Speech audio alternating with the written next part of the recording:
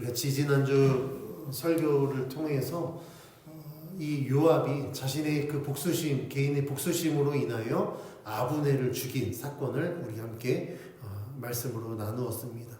이 아브넬을 죽일 때 요압은 다윗에게 보고하지 않았고 아브넬을 속여서 그를 유인한 뒤에 그를 죽였습니다.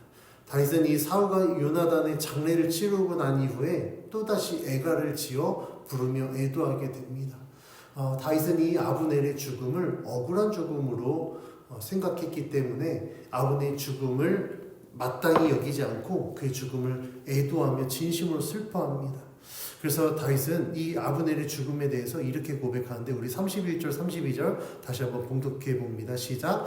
다윗이 요압과 및 자기와 함께 있는 모든 백성에게 이르되 너희는 옷을 찢고 굵은 배를 띠고 아브넬 앞에서 애도하라 하니라. 다윗 왕이 상여를 따라가 아브넬을 헤브론에 장사하고 아브넬의 무덤에서 왕이 소리를 높여 울고 백성도 다 우니라. 다윗은 요압과 자기와 함께 있는 모든 백성에게 명하여서 굵은 배를 띠고 아브넬 앞에서 애도할 것을 명합니다. 다윗은 아브넬의 죽음을 진심으로 슬퍼했는데 그의 죽음을 개인의 차원이 아니라 그가 다스리는 나라의 차원에서 애도한 것입니다. 다윗이 아브넬의 죽음을 이렇게까지 애도한 이유는 그의 죽음이 하나님의 뜻이 아니었고 요압의 개인적 복수심 때문이었다라는 것을 알고 있었기 때문입니다. 그러니까 다윗의 입장에서 아브넬의 죽음은 너무나도 억울한 죽음이었던 거예요. 뿐만 아니라 다윗 자신이 요압을 명하여서 아브넬을 죽인 것이 아니라 이것은 요압 개인의 결정에 의해서 죽은 것이다라는 것을 강조하기 위하여 아브넬의 죽음을 모든 백성들이 애도하게 했습니다. 다윗이 아브넬을 또 애도한 또 다른 이유는 그를 이스라엘의 용사이자 큰 인물로 인정했기 때문입니다. 다윗은 아브넬이 이스라엘의 지도자의 수많은 전쟁에서 이스라엘을 구원했던 그 아브넬의 공로를 알고 있었습니다. 그래서 그를 최고의 대우로 애도하게 된 겁니다. 이러한 다윗의 애도는요, 이전에도 보여주었습니다. 사울의 죽음과 요나단의 죽음에 대해서 다윗은 동일하게 그들이 이스라엘의 큰 용사였다라고 그들을 높이면서 애도하였습니다. 어찌 보면 사울이 계속해서 다윗을 죽이려고 했기 때문에 다윗은 사울의 죽음에 대해서 그렇게까지 애도하지 않아도 사실 무방했습니다. 그런데 다윗은요, 자신이 할 수 있는 최고의 것으로 사울과 요나단의 죽음을 애도했고 그들을 장례했습니다. 다윗은 이 사울과 요나단의 그 죽음을 애도하고 장례 치르는 이 모습을 통하여서 다윗은 원수를 원수로 갚지 않고 도리어 그에게 선을 베풀어서 하나님의 위대하심을 나타내는 믿음의 모습을 보여주었습니다. 그로 말미암아 다윗은 진정한 리더구나 라는 것을 인정받게 됐습니다. 다윗에게 이 아브넬의 죽음은요, 굉장히 무고한 죽음이었습니다. 왜냐하면 죽기 전까지만 하더라도 다윗은 아브넬과 함께 언약을 맺었었거든요. 그리고 그를 위해서 잔치를 베풀었고, 그리고 아브넬이 부탁을 했죠. 그의 아내를 데리고 오게 했습니다. 그러니까 되게 좋은 관계 가운데 보냈던 이 아브넬이 요압에 의해서 죽게 되었으니 다윗은 얼마나 당황했고 그의 죽음이 억울하게 여겨졌겠습니까? 그래서 다윗은요, 이 아브넬의 죽음에 대해서 이렇게 이야기합니다. 우리 34절 말씀 같이 봉독해 봅니다. 시작. 내 손이 결박되지 아니하였고 내 발이 착고에 채이지 아니하였거늘 불의한 자식의 앞에 엎드러진 같이 내가 엎드러졌도다 하매 온 백성이 다시 그를 슬퍼하여 우니라.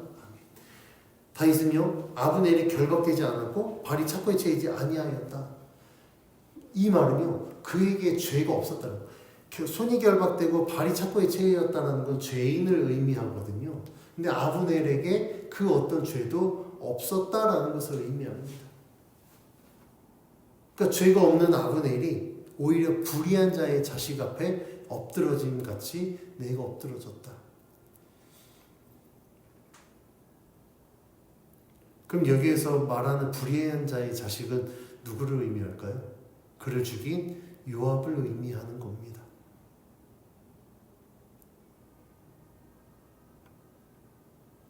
다윗은 이 아브넬의 죽음을 맞이하면서 그의 죽음이 무고했고 정말 죄가 없는 자였다라는 것을 인정하면서 다윗은 아브넬의 죽음을 그냥 넘기지 않습니다. 그래서 그의 죽음을 애도하고 슬퍼하고 개인적 차원이 아니라 나라의 차원에서 그의 죽음을 애도하게 합니다. 이러한 다윗의 모습은요, 개인의 복수심 때문에 아브넬을 죽인 요압의 모습과 전혀 대비됩니다. 요압은 개인의 감정 때문에 공적 지위를 이용했습니다. 근데 다윗은요, 그 왕으로서 개인적 감정을 뛰어넘어서 전체가 다 아브넬의 죽음을 애도하게 하면서 성경은 진정한 리더가 갖춰야 될 모습이 어떤 모습인가? 요압과 같이 개인적 복수심 때문에 스스로 죄를 짓는 자가 아니라 다윗과 같이 무고한 자의 죽음을 지나치지 않고 애도하고 그를 높이는 것이다 라고 성경은 말씀하고 있습니다. 다윗은 아브넬을 장사하고 금식을 선포합니다. 백성들이 다윗에게 음식을 권하지만 다윗은 완강하게 거부하고 금식을 이어가면서 이렇게 고백합니다. 우리 35절 말씀 같이 봉독해 봅니다. 시작. 석양에 뭇 백성이 나와 다윗에게 음식을 권하니 다윗이 맹세하여 이르되 만일 내가 해지기 전에 떡이나 다른 모든 것을 맛보면 하나님이 내게 벌 위에 벌을 내리심이 마땅하니라 하며 다윗은요 자신이 금식을 만약에 멈춘다고 한다면 하나님이 내게 벌의 벌을 내리심이 마땅하다라고 이야기를 합니다. 그러면서 자신은 계속해서 금식을 하겠다라고 이야기를 합니다. 왜냐하면 이 다윗의 금식은 형식적인 금식이 아니라 그는 진정한 금식, 정말 아브넬을 애도하기 위한 금식이라는 것을 보여주기 위함이었습니다. 뿐만 아니라 오늘 본문의 말씀을 보면 혹자는 다윗이 아브넬을 죽인 거 아니야 라고 의심하고 있었던 것 같습니다. 그래서 다윗은 이 아브넬의 장사와 장례를 마치고 금식을 통해서 그를 애도함으로 말미암아 나는 아브넬을 죽이지 않았다라는 자신의 어떤 결백의 모습을 보여주기 위해서 금식하는 것도 있습니다. 이런 다윗의 진심이 통했을 때 백성들은 이렇게 고백하는데 우리 36절에서 37절 같이 봉독해 봅니다. 시작. 온 백성이 보고 기뻐하며 왕이 무슨 일을 하든지 우리가 다 기뻐함으로 이날에야 온 백성과 온 이스라엘이 넬의 아들 아브넬을 죽인 것이 왕이 한 것이 아닌 줄 아니라. 37절에 기록된 것처럼 백성들이 어떻게 했다고요? 왕이 아브넬이 죽인 것이 아니라는 것을 알았대요. 그러니까 사람들은 의심하고 있었다라는 거예요. 다윗이 죽인 거 아니야? 라고 의심했습니다. 다윗 왕이 진정성을 가지고 금식하고 아브넬을 애도하는 모습을 보고 36절에 온 백성이 기뻐하였다라고 이야기합니다. 그러면 이들은 왜 기뻐했을까요? 첫째, 다윗이 무고한 죽음에 관여되지 않았기 때문에 기뻐했습니다. 그리고 둘째는 다윗의 이 진정성을 그들이 알았기 때문에 다윗은 거칠애로 하지 않구나. 형식적으로 하지 않구나. 다윗 왕은 진심으로 하는구나. 그의 진정성을 알고 백성들이 기뻐하는 겁니다. 그리고 이 아브넬의 죽음을 애도하고 장례를 치르는 모습을 보면서 우리 왕은 참으로 공의로운 왕이구나라는 것을 그들이 알았기 때문에 기뻐했습니다. 그래서 37절에 그제서야 온 백성과 이스라엘이 넬의 아들 아브넬을 죽인 것이 다윗이 아니구나라는 것을 알게 되었다라고 기록하고 있습니다. 이런 다윗의 진정성 있는 행동은요, 자신의 결백을 입증했을 뿐만 아니라 백성들의 오해를 풀고 오히려 자신과 그의 나라와 백성들 사이에 도덕적인 권위를 높이는 기회가 되었습니다. 왕이 이렇게 공의로 행하고 이렇게 결백하고 이렇게 진정성 있게 함으로 말미암아 백성들이 왕을 보고 배우는 거예요. 아, 왕이 저렇게 진실되게 행하니 우리도 진실되게 행해야 되겠구나. 그러니까 왕 개인의 어떤 그런 모습들을 통하여서 나라 전체가 진정성 있게 하나님의 공의하심 가운데 진실됨으로 행하게 되는 기회가 되었던 겁니다. 저는 이 다윗의 애도와 금식을 통해서 언행일치의 중요성을 발견했습니다. 모든 사람에게 해당되는 것이지만 특히 우리 그리스도인들에게 있어서 이 언행일치는 굉장히 중요합니다. 왜냐하면 우리가 믿는 이 복음이 진리라는 것을 세상 가운데 증거하려면 우리들의 말과 행동이 동일해야 됩니다. 말은 이게 많이 하는데 지키지 못한다? 그러면 우리들의 이 신앙의 진정성은요, 세상에 전달되지 못합니다. 그래서 제 주변의 사람들이 그리스도인들에게 하나같이 하는 말이 있어요. 그게 뭐냐면 말은 잘한다예요. 말도 잘한다가 아니라 말은 잘한다예요. 그러면 뭐는 안 된다는 겁니까? 말하는 만큼 행동은 뒷받침되지 못한다는 겁니다.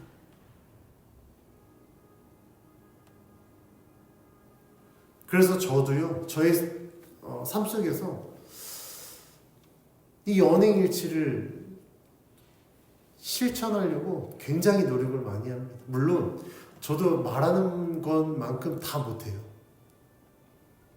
그런데 제가 말하는 대로 하려고 노력하고 있습니다. 왜냐하면 나의 말과 행동이 일치함으로 말미암아 내가 믿는 하나님이 진실된 분이라는 것을 증거하기 위해서예요. 내가 믿는 복음이 허상이 아니라 어떤 세상적인 어떤 이론, 추론에 근거한 이론이 아니라 진리고 진실되다라는 것을 알리기 위해서 말과 행동을 일치하려고 굉장히 노력합니다. 이것은 우리 모든 그리스도인들이 명심해야 될 사실입니다. 우리가 실천해야 되는 겁니다. 우리는요, 말과 행동이 일치되어야만 오해를 사지 않습니다. 그리고 우리들의 진정성이 인정받았을 때 비로소 복음의 진리가 믿지 않는 자들에게 증거되어진다는 것을 분명히 기억해야 됩니다. 그래서 이 그리스도인들의 말과 행동이 같아야 한다는 사실을 복음서에서도 강조하고 있는데, 예수님은 이 외식하는 유대인들을 향하여서 이렇게 말씀합니다. 마태복음 7장 21절을 제가 세번역 성경으로 봉독해 드리겠습니다. 나더러 주님 주님 하는 사람이라고 해서 다 하늘나라에 들어가는 것이 아니다. 하늘에 계신 내 아버지의 뜻을 행하는 사람이어야 들어간다라고 말씀하고 있습니다. 그러니까 외식하는 자들은요, 입으로는 주여 주여 외치지만 그 마음속에 악독이 가득해요. 겉으로는 율법 지키는 것 같지만 마음의 진정성이 그들의 행동을 따라가지 못하기 때문에 예수님이 그들을 향하여서 외식하는 자라고 말씀합니다. 심지어는 독사의 자식이라고 이야기를 하기도 했어요. 예수님이 말씀하신 것처럼 입으로 주여 주여 하는 자가 아니라 하늘에 계신 내 아버지의 뜻을 행하는 사람, 예수님이 언행일치를 말씀하고 있는 거예요. 너가 나 입으로 주여를 외쳤느냐? 그러면 그 주님이 말씀하신 대로 네가 행해야 돼. 그래야 너가 구원받은 하나님의 백성이 될 수 있어라고 말씀하고 있는 겁니다. 그래서 우리 예수 믿는 자들은요, 말하는 대로 행해야 됩니다. 자신 없으면 일단 내가 행할 수 있을 때까지 말하는 걸 멈추셔야 돼요. 그래서 우리는 예수님이 지적한 이 외식하는 자가 아니라 진실된 하나님의 백성이 되기 위해서 내가 말하는 대로 행하고 내가 믿어드리는 대로 행하여서 복음의 진리를 증거해야 됩니다. 다시 오늘 본문으로 돌아와서 다윗은 금식을 통해서 백성들에게 결백함을 인정받고 난 이후에 아브넬의 죽음의 당사자인 요압에 대해서 이렇게 이야기합니다. 우리 39절 같이 봉독해 봅니다. 시작. 내가 기름 부음을 받은 왕이 되었으나 오늘 약하여서 수르야의 아들인 이 사람들을 제어하기 너무 어려우니 여호와는 악행한 자에게 그 악한 대로 갚으실지로다 하니라. 다윗은요, 이전에 사울에게 또 그렇게 했듯이 자신이 심판하지 않습니다. 왕으로서 충분히 심판할 수 있는 자격이 되거든요. 권한도 주어졌습니다. 그런데 다윗은요, 자기가 임의대로 하지 않아요. 왜 그러냐면 다윗은 하나님의 주권을 최우선의 가치로 여기는 자였기 때문입니다. 39절에 기록된 것처럼 다윗은 자신이 기름 부은 왕이 되었으나 오늘 약하여서, 그러니까 내가 왕이지만 내가 하나님 앞에 나는 약한 자이기 때문에 내가 심판하지 않겠다. 왕의 권위로 심판하지 않겠다. 라고 이야기합니다. 그러면 다윗이 말한 것처럼 진짜 그는 약한 자였을까요? 권한이 없었을까요? 아닙니다. 왕으로서 충분히 권한이 있었어요. 그런데 다윗이 말한 내가 오늘 약하다라고 고백한 건 세상의 기준이 아니라 하나님의 기준에서였습니다. 내가 왕이지만 나는 여전히 하나님 앞에 나는 약한 자다. 왕으로서 내가 권한을 갖고 있지만 내가 갖고 있는 권한은 하나님의 권한 앞에선 아무것도 아니다. 왕의 권한보다 더 우선되어지는 권한은 하나님의 권한이다 라고 고백하는 겁니다.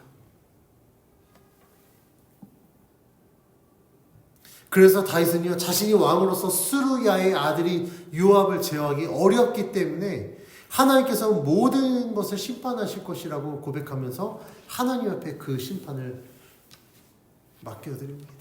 사울에게도 동일하게 이야기했죠. 만약에 왕이 나에게 잘못했으면 하나님께서 왕을 심판할 거다 라고 이야기한 것과 똑같이 오늘 본문에서도 하나님 보시기에 그의 행위가 악한 행위라면 하나님이 그 악한 대로 그에게 갚으실 것이다 라고 고백하면서 자신이 할 수도 있는 심판을 하나님 앞에 내어드립니다. 이것이 바로 하나님의 주권을 인정한 믿음의 삶입니다. 우리도요, 우리가 하나님을 믿는다라고 한다면 우리도 다윗과 같이 삶의 주권을 하나님 앞에 맡겨드릴 수 있어야 됩니다. 내가 못하는 것만 하나님께 기도하는 게 아니에요. 내가 모르는 것만 하나님께 지혜를 구하는 게 아닙니다. 다윗이요, 할 수 있었어요. 충분히 할 수 있었습니다. 그런데 안 됐죠. 왜요?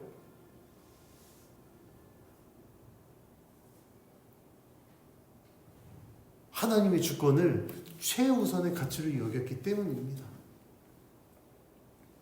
그러니까 예수 믿는 우리도요, 우리가 예수를 믿는다라는 건 그분을 삶의 주인으로 모셔드리고 그분의 인도하심을 따라 살아간다라는 것을 의미하잖아요. 그러니까 우리는 이 삶 가운데 우리가 정말 하나님을 믿는 자라고 한다면 다윗과 같이 우리의 삶의 모든 것들을 주님 앞에 맡겨드리는 겁니다. 할 수 없는 것만이 아니라 할 수 있는 것도, 모르는 것만이 아니라 알고 있는 것도 다 맡겨드리는 거예요. 그래서 주님이 원하시는 것이 무엇인지 저에게 말씀해 주십시오. 주님이 인도하시는 대로 내가 따라가겠습니다. 내가 못 걸어서가 아니라 걸어갈 수 있고 충분히 내가 결정할 수 있지만 하나님이 내 삶의 주인이시기 때문에 나는 주님의 인도하심을 따라 살겠습니다라고 주님 앞에 모든 것들을 맡겨드리고 하나님의 인도하심을 따라 살아가는 겁니다. 그런데 우리들의 실상은 그렇지 않아요. 왜 안 될까요? 왜 우리는 하나님을 믿는다고 하면서도 주님 앞에 맡겨드리지 못할까요? 대부분의 사람들은요, 하나님 앞에 맡겨드리면 내가 하고 싶은 걸 못할 것 같다라는 이 두려움이 많이 합니다. 작용이 됩니다.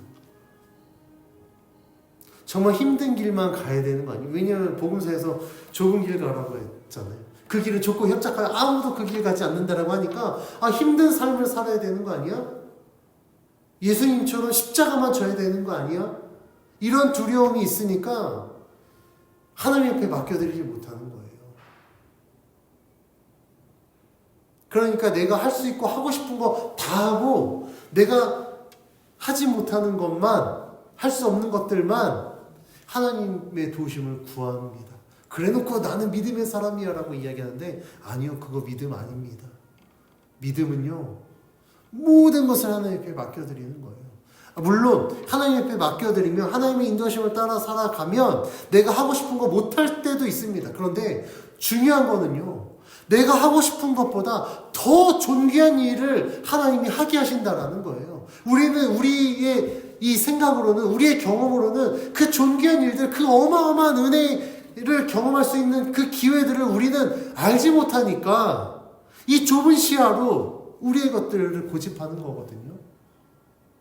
그런데 하나님 앞에 맡겨드리면요, 하나님이 놀라운 것들, 어마어마한 것들로 우리 가운데 역사해 주십니다.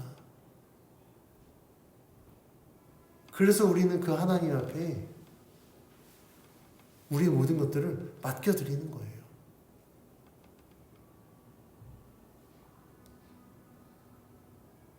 만약 다윗이 하나님의 주권을 인정하지 않았다면 왕의 권위로 요압을 심판했겠죠? 그러면 어떻게 됐겠습니까? 아브넬의 죽음이 무고했을지라도 요압의 죽음으로 인해서 요압의 가족들은 또 다시 다윗에게 어떤 적대감을 갖고 있지 않았을까요? 그러면 과연 그들이 왕의 명령을 따랐을까? 저는 그러지 않았을 거라고 봅니다.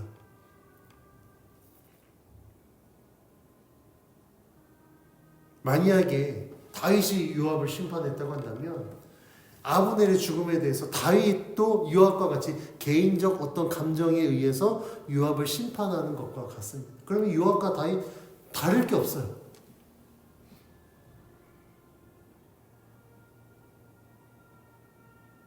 그런데 다윗은요, 다른 방법을 선택했습니다.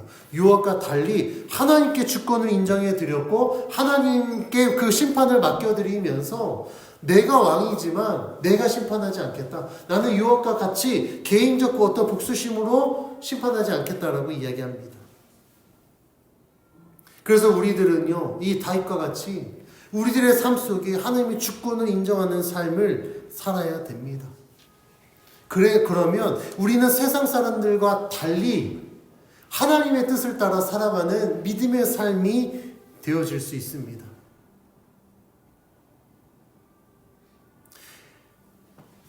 우리들이 하나님 앞에 맡겨드렸을 때요, 하나님은요, 우리들의 선한 목자가 되어주시기 때문에 우리를 푸른 풀밭, 쉴만한 물가로 인도해 주십니다. 그러면 우리가 눈으로 보고 우리가 기대하고 생각하는 쉴만한 물가, 푸른 초장보다 더 존귀한 것들로 하나님은 우리들에게 베풀어 주시기 때문에 우리들이 하나님 앞에 우리들의 삶을 맡기는 거, 그거 두려워할 필요가 없습니다. 믿음의 담대함으로 주님 앞에 맡겨드리면 하나님은요, 우리들의 삶 속에 반드시 역사해 주실 줄 믿습니다. 그런데 어떤 사람들은요, 하나님 앞에 맡겨드리지 않고 내가 원하는 대로 하면 나는 성공할 수 있어 라는 어떤 자신감 때문에 하나님을 찾지 않습니다. 그리고 실제로 그렇게 하면 세상 가운데 승승장구할 수도 있습니다. 성공할 수도 있어요. 그런데 과연 세상의 기준으로 성공한 삶이 진짜 성공했다고 할 수 있을까요? 내가 계획한 모든 일들이 계획한 대로 다 이루어졌다는 걸 진짜 성공이라고 말할 수 있을까요? 그렇게 성공한 자는 정말 삶의 기쁨을 만끽할 수 있을까요? 아니요, 그렇지 않습니다. 왜냐하면 우리들의 삶에는 너무나도 많은 변수들이 작용하기 때문입니다. 우리가 생각하지 못한 변수들이 우리를 기다리고 있어요. 성공한 것 같지만 그게 영원하지 않습니다. 그럼 전혀 생각하지 못한 변수들이 우리에게 다가왔을 때 우리들은 무너질 수밖에 없어요. 그런데 하나님 앞에 우리의 삶을 맡겨드리면 하나님은요, 이런 모든 변수들을 하나님 막아주십니다. 그 변수들 가운데 하나님이 또한 그것들을 극복할 수 있도록 우리들에게 지혜를 주시고 믿음을 주시기 때문에, 또 하나님이 보호해 주시기 때문에 우리들은 하나님의 인도하심을 따라 살아가면 두려워할 것이 없는 겁니다.